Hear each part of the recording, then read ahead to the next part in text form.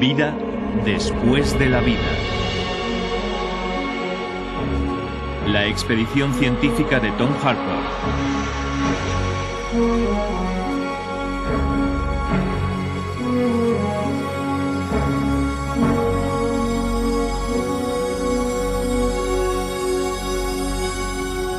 Contacto con el más allá. Bajé y me despedí de él a las 6:25. Lo recuerdo perfectamente. Era el niño más feliz de la Tierra porque iba a hacer lo que le gustaba. Y aquel fue el último momento en que le vi con vida. Stephen Sabin, 19 años, un chico vital, activo, aparentemente sano, un verdadero tesoro. Una mañana, en clase de educación física, su corazón se paró.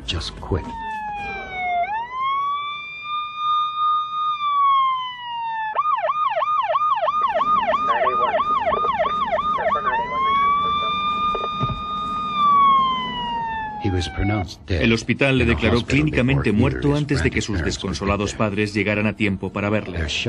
Sufrieron un golpe devastador. En mi vida he sentido un dolor así, un dolor imposible de calmar. Fue como si de repente me inundara un inmenso vacío.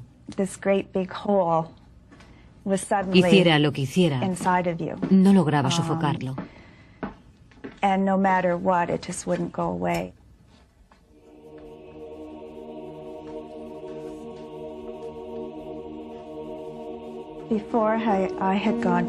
Aquella noche, antes de acostarme, me dispuse a apagar todas las luces antes de subir. Aproveché aquel momento para estar sola. La casa había estado abarrotada de gente todo el día y necesitaba estar sola. Empecé a hablar con Stephen. Pensé que aquello me aliviaría. Le pedí que hiciera lo posible por regresar y despedirse. No nos habíamos despedido de él y pensaba que su padre merecía algún consuelo.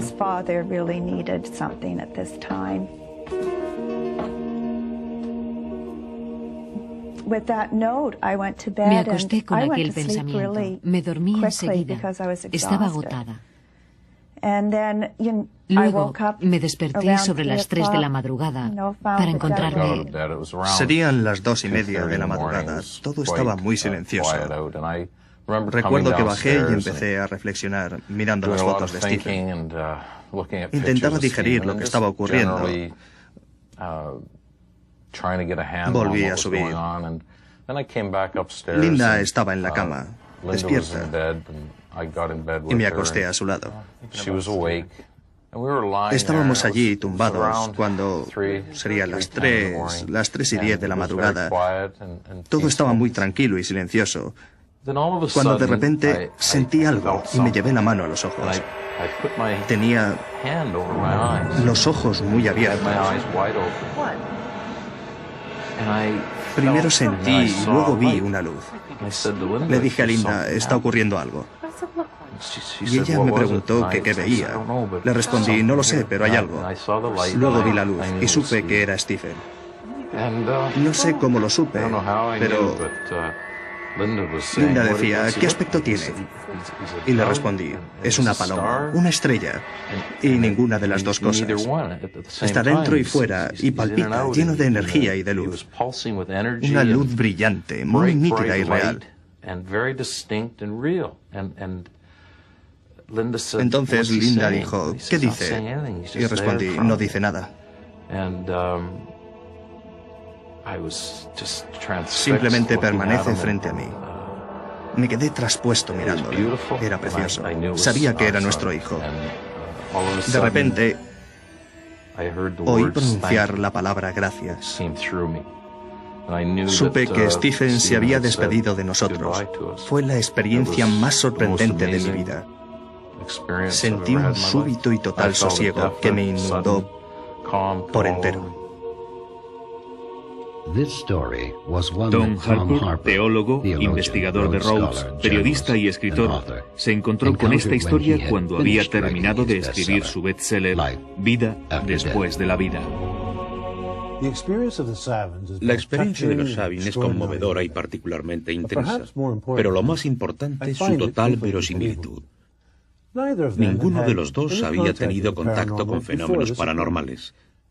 Y aunque sería falso decir que no echan de menos a Stephen, aquel suceso les permitió aceptar su muerte con mayor naturalidad.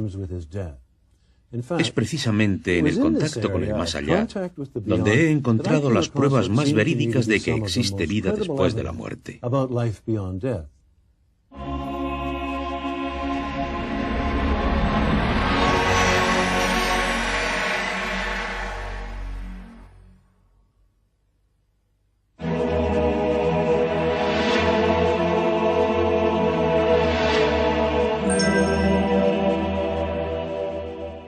Al escuchar historias como las de los Sabin, debemos recordar que hay muchísimas personas con experiencias similares.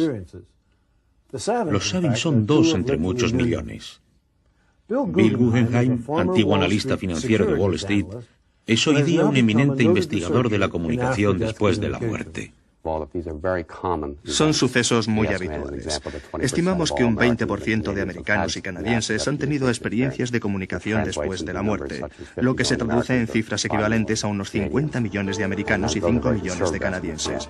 Son estimaciones muy ajustadas. Las cifras podrían duplicarse. La gente no suele comentar estos sucesos porque cuando les ocurren creen estar enloqueciendo o perdiendo la razón, sobre todo si acontecen en un momento de duelo. Al contárselo a alguien comprueban que en nuestra cultura occidental hay un gran escepticismo respecto a la comunicación con el más allá. Lo curioso es que estos contactos abundan en muchas partes del mundo. En países católicos de Centroamérica y Suramérica, en algunos europeos, en Oriente Próximo, incluso en Extremo Oriente. Si no existieran, no estaría justificado seguir investigando o escribir un libro sobre el tema. Son fenómenos integrados en el proceso de la vida, del duelo, de la muerte y la póstuma comunicación con las personas que aún viven. Marilyn Johnson viene de una larga tradición de chamanes originarios de Norteamérica. Heredó de su difunto abuelo el don de la transmigración. Su relato puede sorprenderle, pero los indígenas practican la transmigración, que consiste en que el espíritu abandona el cuerpo humano. El objetivo principal de mi vida es la transmigración. Recojo datos en el mundo físico, viajo hasta el país de los muertos para buscar noticias de sus antepasados.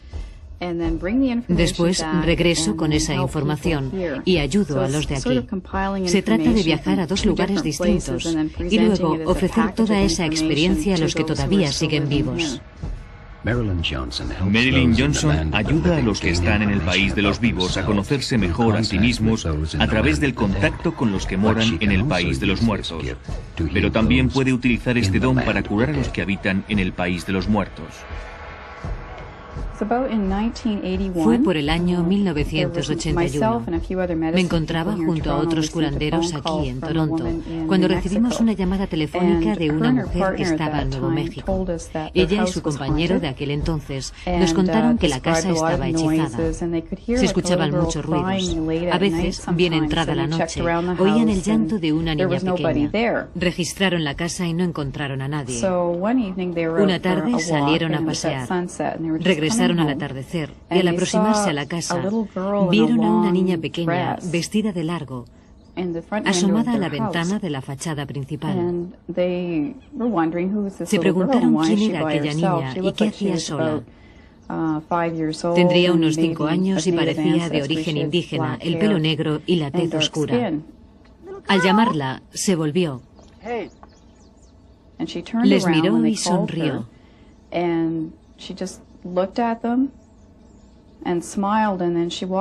Luego caminó delante de la fachada, avanzó unos 3 metros y penetró en el interior de la casa, atravesando el muro. En ese momento se dieron cuenta de que no pertenecía a este mundo. Se trataba de un espíritu. Estaban muy nerviosos y asustados. No sabían cómo reaccionar.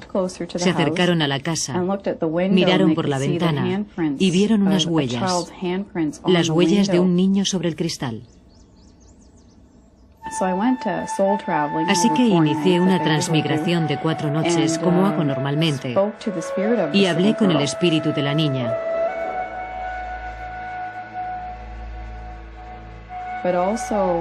También apareció el espíritu de su madre y pude ver por qué estaban alejadas.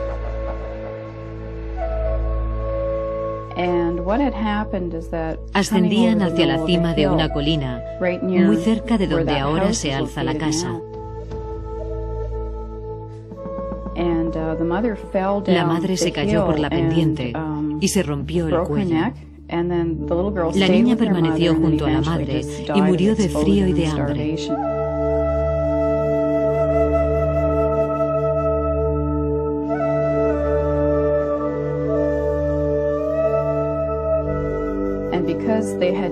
Al haber muerto en momentos distintos, se encontraban espiritualmente alejadas.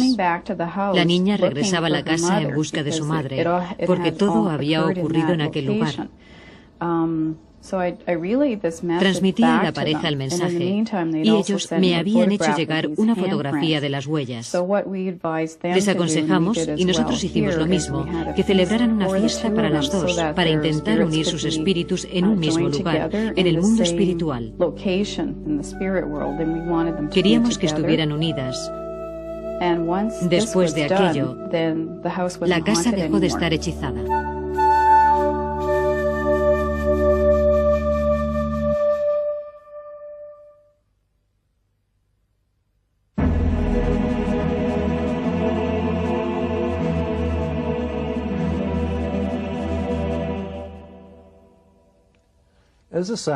Tal y como nos muestran los Sabin y Marilyn Johnson, abundan los testimonios que demuestran un contacto con el más allá. Pero en Occidente, donde impera la ciencia y la religión y un sentido común tremendamente obstinado, la reacción espontánea es burlarse de estas historias, sobre todo si se es científico. La muerte es el golpe más duro al que se enfrenta una persona. Una experiencia aterradora, el final de uno mismo o de un ser querido. Las personas la niegan, así que hay una tremenda negación de la muerte. Existe lo que yo llamo la tentación trascendental, el anhelo del alma por superarse y comunicarse con los muertos. Pero no pasan de ser meras anécdotas. Hay relatos psicológicos o subjetivos. Las personas pueden pensar que vieron algo, pero ¿lo vieron realmente? ¿Son experiencias verídicas? ¿Son verdaderas? ¿O responden a una íntima necesidad psicológica? Probablemente sea esta última la explicación más plausible. Sin embargo, no todos los científicos se manifiestan de manera tan radical. El doctor Richard Olson de la Universidad de Carolina del Norte encabezó un equipo de investigadores que llevaron a cabo un estudio con viudos y viudas tras el fallecimiento de sus cónyuges. La mitad, o casi un 67%, afirman haber sentido la presencia del cónyuge. Algunos captaron su presencia, otros llegaron a hablar con él, otros le vieron. Otros sintieron una presencia física.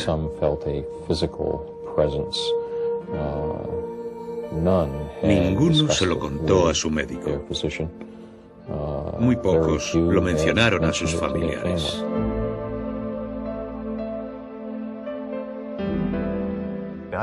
Uno de los rasgos más interesantes que hemos encontrado es que cuando se produce la muerte de una persona significativa, ya sea el marido, la esposa, los hijos, alguien con quien existe un vínculo afectivo, un vínculo íntimo especial, cuando se dan estas condiciones, los individuos suelen, sobre todo en estados de sueño, en estados de alteración, suelen recibir información a distancia. Ahora sabemos que está en relación con el hemisferio derecho, con la manera en que dicho hemisferio detecta la información espacial y su respuesta ante las emociones. Tiene mucho que ver con el vínculo. Solo funciona con personas con las que existe un fuerte vínculo emocional. Los científicos como el Dr. Persinger, que han explorado la comunicación entre los que están a punto de morir y sus seres queridos, se resisten a reconocer la posibilidad de que el alma sobreviva después de la muerte. Precisamente es esa presunción la que constituye la esencia del estudio llevado a cabo por el parapsicólogo Boyce Beatty. Vivo en Connecticut y cuando la gente acude a la Universidad de Yale o a la Universidad de Connecticut y cuentan que tienen un fantasma en casa, que están aterrados y no saben a quién dirigirse, les ponen en contacto conmigo. Yo trabajo con otras personas, normalmente con médiums o clarividentes, a veces con psicólogos clínicos, quizá con algún parapsicólogo. Investigamos, eliminamos las alternativas válidas. ¿La persona sufre algún trastorno psicológico? ¿Está en sus cabales? Y si no encontramos ninguna explicación racional, llegamos a la conclusión de que es el espíritu de un difunto ser humano. Ponemos en práctica lo que denominamos el rescate sobrenatural. Aconsejamos a los muertos, hablamos con ellos, nos comunicamos. Les hacemos ver que no están en un cuerpo físico. Les ayudamos a pasar al más allá. Muchas personas, incluso aquellas que aceptan algún tipo de vida después de la muerte, se mostrarán escépticas al respecto. Beatty nos pidió que nos aproximáramos al llamado rescate sobrenatural desde la otra orilla. Partiendo de los resultados, a partir de las muchas personas que sufrieron un trastorno inexplicable, como es el caso de Billy Lore McCauley. Le dije a Lori, viene hacia mí. No sé lo que es, pero viene hacia mí. Estaba petrificado, sudaba intensamente. De repente sentí algo en mi espalda. No era una sensación física, pero sabía que tenía algo en mí.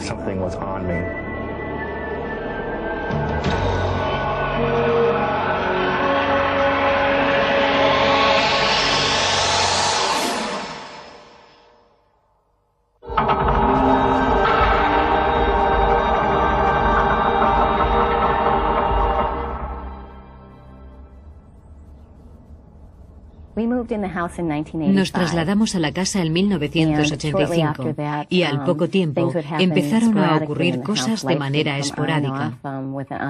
Luces que se encienden y se apagan sin explicación lógica, voces en la casa que no eran las de nuestros hijos, risas y llantos que no eran los nuestros.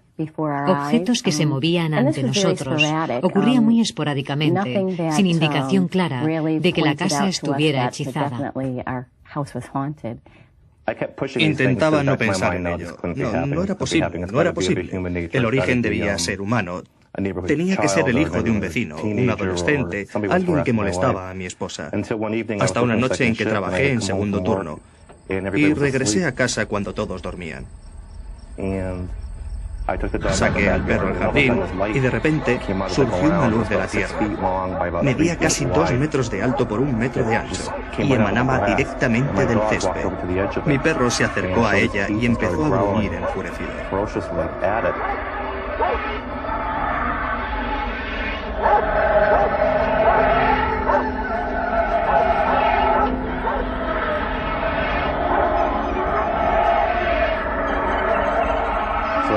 Agarré al perro y volví a entrar. Mientras cerraba la puerta, oí como mi hijo, que estaba arriba en su dormitorio, sufría una pesadilla. Las padece a menudo. Decidí despertarle y le coloqué junto a mi esposa en nuestra cama.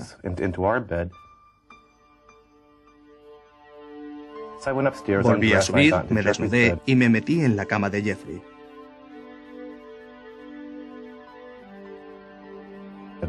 Cuando estaba tumbado, sentí por primera vez una presencia.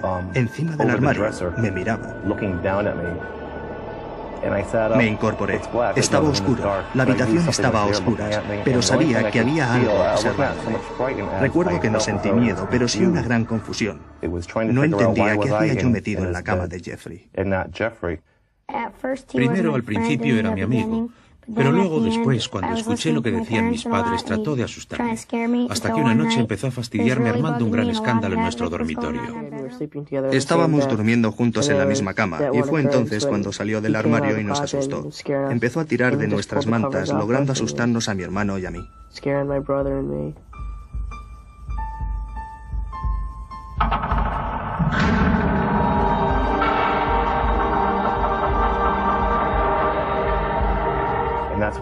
Fue entonces cuando concluí que en nuestra casa había una aparición, un fantasma o algún tipo de espíritu, y que aquello estaba afectando a mi familia. Bill Macaulay leyó en el Hartford Courant un artículo sobre Boyce Beatty y decidió llamarle. Antes de prescribir el remedio, Boyce diagnosticó que quien les molestaba era un verdadero fantasma. En nuestro caso, lo solucionamos exorcizando levemente la casa. Boyce Beatty pronunció una oración por los muertos y eso propició el alejamiento de los espíritus fuera de la casa. En muchos de estos casos se trata de espíritus. Hay que ayudarles a alcanzar la luz. Lo que suele ocurrir en estos casos es que un ser humano, que el espíritu del difunto, confinado en la tierra, se encuentre muy confuso, no entienda que carece de naturaleza humana, pero tampoco ha pasado al más allá, a la luz. Así que aquella noche pronuncié una oración dirigida al espíritu de cualquier ser humano difunto que no hubiera alcanzado la luz, que estuviera confinado en la tierra. A raíz de su experiencia, los Macaulay han promovido el grupo de autoayuda Víctimas de los Fenómenos Paranormales. Algunos budistas creen que si después de morir no alcanzamos la luz, seguimos sufriendo confinados en la tierra, incapaces de encontrar nuestro camino hacia la próxima reencarnación. Otras culturas defienden conceptos similares, expresados con otras palabras. El testimonio de los Sabin, de Marilyn Johnson, de los Macaulay, apuntan la posibilidad de que el consciente se perpetúe más allá de la muerte física y pueda afectar nuestra vida consolándonos o aterrándonos. And frightening.